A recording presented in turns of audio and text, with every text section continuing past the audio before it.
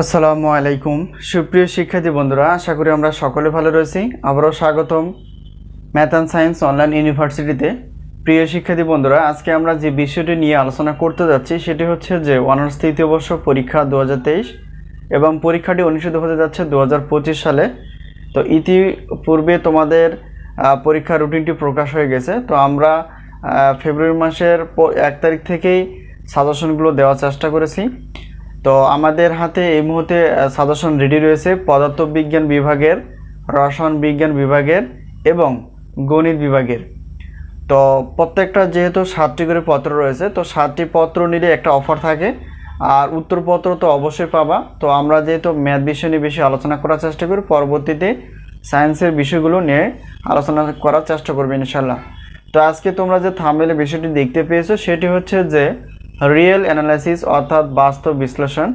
তো এই বইটির অর্থাৎ এই পত্রটির মোট কয়টি অধ্যায় রয়েছে এবং আমাদের সাজেশন থেকে কতটুকু কমন হয় এবং আমাদের সাজেশন অনুসারে আমরা কয়টি প্রশ্ন বাছাই করে ফেলেছি সেগুলো নিয়ে বিস্তারিত আলোচনা করার চেষ্টা করবে ইনশাআল্লাহ। প্রিয় শিক্ষার্থী বন্ধুরা, তো আমরা জানি যে বাস্তব বিশ্লেষণ বা রিয়েল অ্যানালাইসিস এর টোটাল অধ্যায় রয়েছে 10টি অধ্যায় রয়েছে। এই 10টি অধ্যায় থেকে আমরা অধ্যায় ভিত্তিক হিসেবে সাজেশন তৈরি করে ফেলেছি। ক বিভাগ, খ বিভাগ এবং গ বিভাগ রয়েছে। তো ক বিভাগের উত্তরপত্র আমাদের কাছে রেডি রয়েছে, আর খ বিভাগ এবং গ বিভাগের উত্তরপত্র আমাদের কাছে নেই, অর্থাৎ প্রকাশ হয়ে গেছে। তো এখন আমরা চেষ্টা করব যে খ বিভাগ এবং গ বিভাগের ক্লাসগুলো সাজেশন অনুযায়ী নেওয়ার চেষ্টা করব আর কি। তো যাই হোক, এই হলো বিষয়। তো এখন আমরা বলবো যে আমাদের সাজেশন থেকে আসলে কতটুকু কমন হয়। আমরা বরাবরই দেখেছি যে 70% প্লাস থেকে 100%-এর মধ্যে কমন থাকে ইনশাল্লাহ। তো এবারও ব্যতিক্রম না। তো আমরা আমাদের সাজেশনের সম্মান হিসেবে রেখেছি প্রশ্নপত্রের জন্য 105 টাকা, উত্তরপত্র শুধু ক বিভাগের জন্য গণিতের 50 টাকা, ঠিক আছে। তো সবগুলো নিলে একটা বিশাল অফার থাকে। আর তোমরা সাজেশনগুলো কীভাবে নিবা সেগুলো হচ্ছে যে আমাদের যে হোয়াটসঅ্যাপ নাম্বার আছে এই নাম্বারের সঙ্গে তোমরা যোগাযোগ করে সাজেশনগুলো পিডিএফ আকারে নিবা, ঠিক আছে। এলো বিষয়।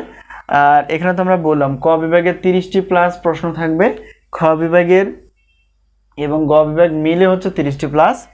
তো অধ্যায় হচ্ছে টোটাল 10টি, অর্থাৎ 10টি অধ্যায় থেকে এভাবে বাছাই করা আছে, যা খুবই গুরুত্বপূর্ণ। তোমরা এখন থেকে প্রশ্নপত্রগুলো সংগ্রহ করে পড়াশোনা করে শুরু করে দাও, ইনশাআল্লাহ দেখবা যে তোমাদের একটা ভালো রেজাল্ট আসার সম্ভাবনা রয়েছে। তো যাই হোক, এই হলো বিষয়।